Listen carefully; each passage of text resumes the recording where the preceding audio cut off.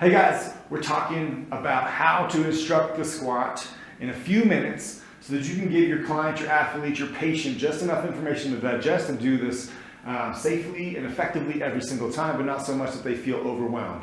So take your athlete, take your patient or client, get them on a stool and have them sit on the very edge, okay? They're gonna have their heels underneath or a little bit back behind their knees, okay? And you're gonna get their heels about shoulder width apart. Always set people up the same way so that you can start to establish patterns and learn what to look for when things start breaking down, okay? Systematically doing things the same way every time allows you to identify when things are going wrong, and it allows you to identify patterns, okay? So always start people in the same squat position and then you can modify from there. Heels, shoulder width, okay? You're going to explain to them how the arches, right, dictate knee position, okay? If I have a strong, solid base, meaning that I have the person actively arch their foot, okay, or a shortened foot, domed foot, tripod foot, whatever you want to call it, they are actively using the muscles of their feet to pull the arches off the ground and maintain that the whole way. They're going to have a great squat pattern. If they don't do that, there's no chance. Things are going to be collapsing in, okay? So, shortened foot, right? The heel is down, the first MTP is down, and the lateral foot is also in contact with the ground, and that remains that way the entire time. Some people have a flat arch. Guess what? They have muscles that can pull the arch up off the ground. Someone has a high arch, they just need to think about really holding that position and probably not letting their foot rotate out because they may have a stiff foot as well if they have a really high arch, okay? So heels are about shoulder width apart, strong arched foot during the whole time. If we go up to knee position is dictated by the foot and by the hip. If you don't like the knee position, one of those 2 points is doing something wrong, okay? To put the knee in the position that you don't like. Usually we're gonna see medial collapse, and we know bad things can happen if that happens repeatedly over time, all right? So how can the person tell if they're going into medial collapse? Well, if they're looking in the mirror, they can just look at their shin, right? So their tibia, is their tibia vertical or maybe outside of vertical? Great. Is the tibia going inside of vertical? No good. That's going to cause medial collapse. So if I go up and down, I hold my strong arched foot position, I'm probably going to have a nice vertical shin. If I want to work lower because I've got good hip mobility and good dimensions for squatting, my shin may be going outside of vertical, right? But never, almost never, do I advise someone to let their shin collapse inside of vertical. That usually means they've actually lost their foot position. Those two things go hand in hand. So they need to look in front in the mirror and see where their shin is. That's going to help, at least from the front, tell them if their knee is in a great position, all right? From the front, again, moving up to the hip. What do we want to see here? Well, at the hip, we want to see the femur going into abduction and external rotation. Why do we want that? Well, we want to recruit the muscles of their posterior chain to their maximal ability, and abduction external rotation is going to help do that. All right. We also want to clear space. Right. There's 2 reasons why we want to clear space. We want to prevent hip impingement. Okay.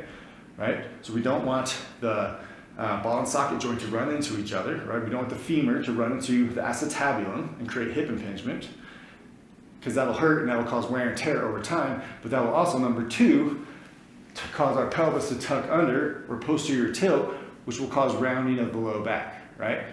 So we want to help recruit muscles by going into the abduction external rotation, and then it's also going to help clear space, right? So again, if my shin goes inside of vertical on my right side, at this height, I'm already getting some impingement on my right side because my shin is inside of vertical. Well, guess what? My left side, shin is outside of vertical. I've kept proper spacing of that ball and socket joint. I am not getting impingement at this same height, all right? So let's prevent hip impingement by clearing space. Simple enough, right? And again, what that allows for is to keep my spine in a good position, right? Because my pelvis is going to dictate how my spine is positioned, all right? So if I have shin outside of vertical at this height, it's very easy for me to keep a neutral spine to my low back. Neutral meaning a slight inward curve. Most lumbar spines, neutral for that spine is going to be a slight inward curve. We do not want to go into hyperextension and squat repeatedly, and we do not want to go into flexion and squat repeatedly. Yeah, you can argue you can get away with it once in a while, but if we're doing that consistently, I guarantee you bad things are going to happen, and we need to give our patients and athletes some structure, some strategy. How should they position themselves, okay? Don't overwhelm them with, yeah, sometimes it's okay, sometimes it's not. Tell them the best way to position themselves that'll make them feel confident, okay? So again, shins are outside of vertical or vertical. That gives me space here, and that allows me to stay neutral. If I start to collapse in, I'm going to have to posterior tilt my pelvis, which is going to round my lumbar spine, and I don't want to do that, right? So if we break this down, right, we've got feet shoulder width apart with an arched foot, we've got our shins outside of vertical, and we've got a neutral spine. If people think about those three things, right, foot, shin, spine, they're going to be in a really good position, okay, to squat up and down safely and effectively. The next thing to talk about is how to load, right? Well, I don't care which squat you're doing, front squat, overhead squat, back squat, okay? High bar or low bar back squat, right? Zercher squat, whatever you're doing, that's going to manipulate where your torso ends up at the bottom of the squat. The mechanics from below are going to be the same. I'm going to try to stay neutral spine. I'm going to try to keep my foot in a nice, strong, stable position, and I'm going to try to not let my knees go into medial collapse, all right? If I load from the front, that's going to have my chest stay a little bit more erect. That's going to shoot my knees forward. Therefore, I'm going to get a bigger demand on my quads, and it's going to require more ankle mobility. Okay, right? That also might keep me away from some hip impingement. So those might be three things why you would pick a front squat. I want to develop my quads more. I want to improve, or I have great ankle mobility, or maybe I have some hip impingement issues and I don't want to get into as much hip flexion. There you go. That's the reason to pick a front squat. A back squat, right? A high bar back squat is going to be fairly neutral. I'm going to get quite a bit of knee bend and hip bend, right? If I go into a low bar back squat, that's going to push me really far forward, and that's going to get a lot of hip bend and not so much relative knee bend, okay? So that's going to be better for developing our posterior chain, low back, glutes, hamstrings, all right? Finally, really consider how your client is built, all right? Dimensions probably play a bigger role than most people think about.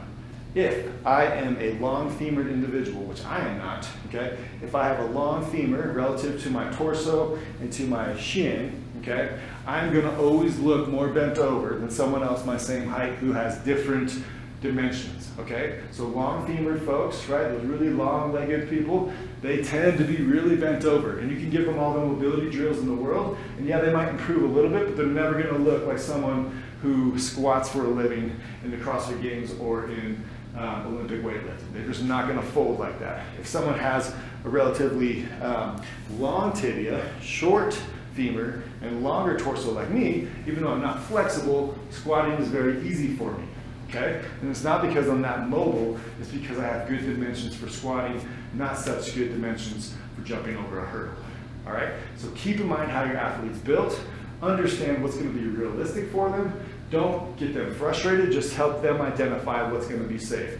If we keep in mind our foot position, our shin position, and our spine position, you're going to be giving them the opportunity to squat for a lifetime without leading themselves towards injury and towards a higher level of fitness.